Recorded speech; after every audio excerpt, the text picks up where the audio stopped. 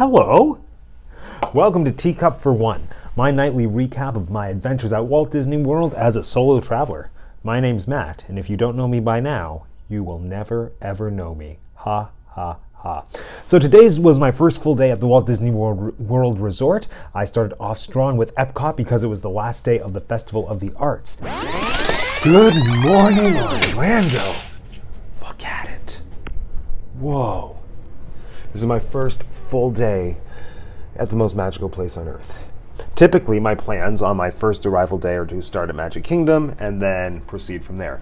But because Festival of the Arts is done as of today, I had to tweak my plans. So my entire day is based around the Festival of the Arts. I have my shirt, boom, which I got during the inaugural Festival of the Arts in my trip in 2017.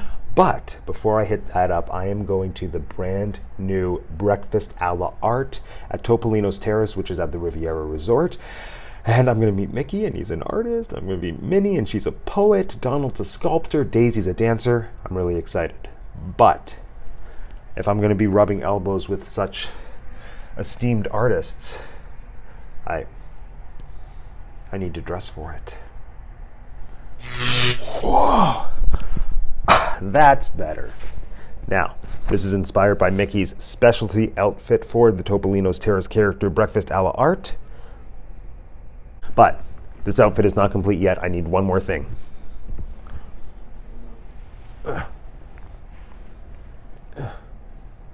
Okay, now I'm ready. And because of this outfit, I have dubbed today the official day of, oh my gosh, I love your jacket. Happy birthday! That happened so much. And it felt amazing every time. So now we're going to count down my top 10 list of awesome things I did today. Number 10, riding the Skyliner.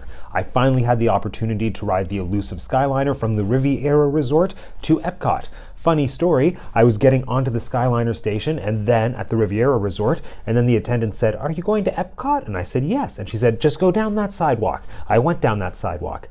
I ended up at the Caribbean Beach Resort. So I took a wrong turn and now I seem to be in Trinidad. On the plus side, I might find some more yip chucks here. All right, so I think I found the Skyliner station, but I also think the people who told me to just walk down the sidewalk redirected me down a route that I could have taken on the Skyliner. Huh. Number 9, bread bowl.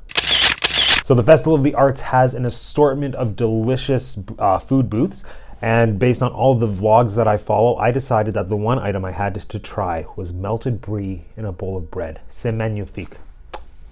It was kind of a mess. Now the evening is slowly coming to an end, and I'm eating melted brie in pretend Paris, but I've never felt classier.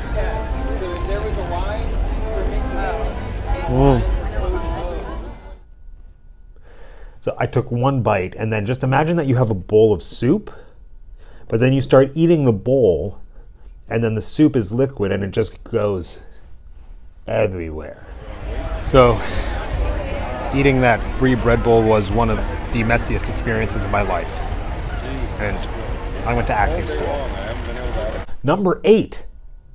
Okay, I know this isn't something to brag about, but when I was in the UK pavilion, I found and captured Tinkerbell.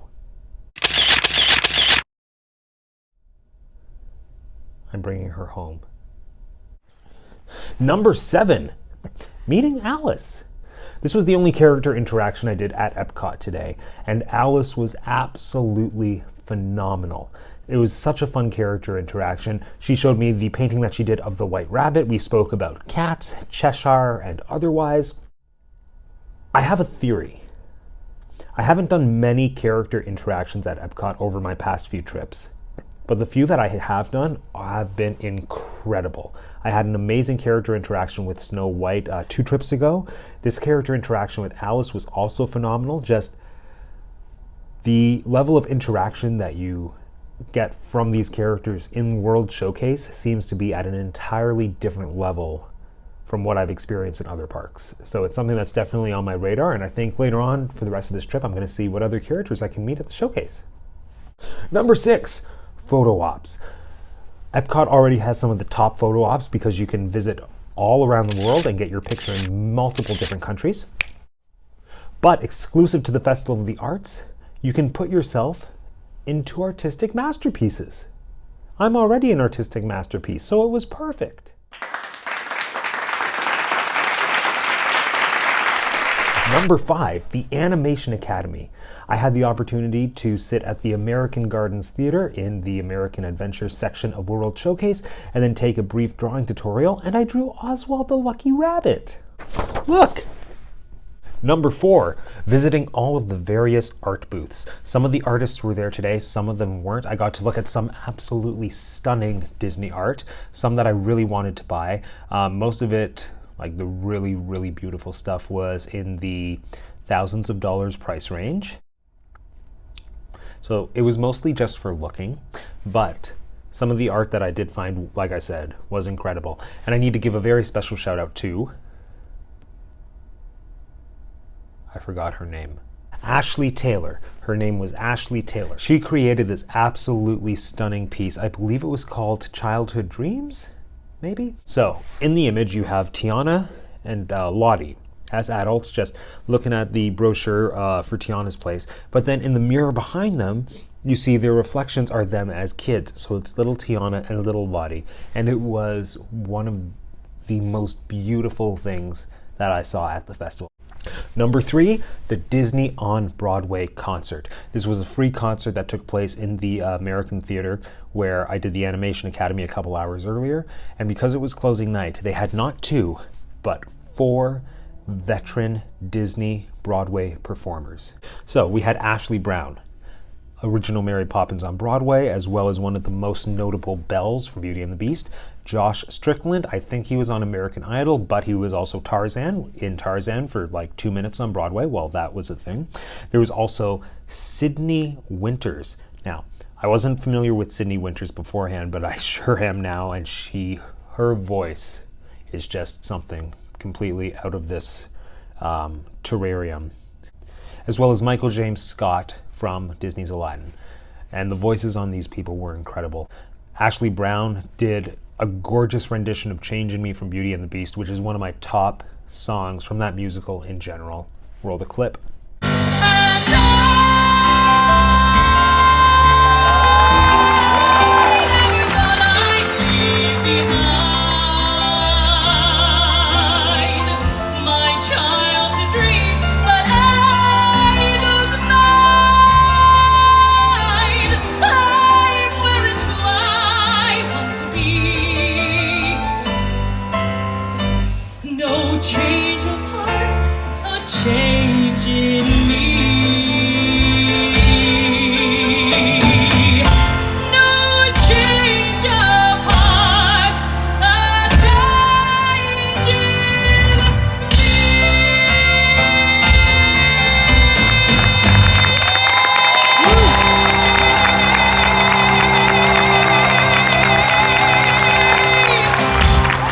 Number 2, I got a caricature done. All right, the moment has come. I just got caricature done, and now it's time for the reveal. Yes! That's amazing! Wait. Okay. I think I did it. I love this. I love me. And number 1, breakfast at Topolino's Terrace. And for those who don't know, Topolino's Terrace is one of the signature restaurants at Disney's newest resort, the Riviera Resort. What I went to is called Breakfast a la Art. It's a character dining experience. The characters all took a lot of time with everyone. I felt like I was the most important Matt in the world. Mickey loved my outfit. Minnie was just the absolute sweetest. Minnie was dressed as a poet. Her dress had original poetry on it. I got to read some to her. She wrote me a beautiful message in my book saying, "May all your dreams come true. Happy birthday," because it's my birthday. Daisy taught me some amazing dance moves. And then Donald Duck number 1. What more can I say? For my entree, I selected the wood-fired butcher's steak. It was incredible. It's one of the best steaks I may have had in my life. It was on top of a bed of polenta, which I was a little iffy on initially. But just tasting the polenta and how it paired with the steak was incredible. There was coarse sea salt. It was cooked to absolute perfection.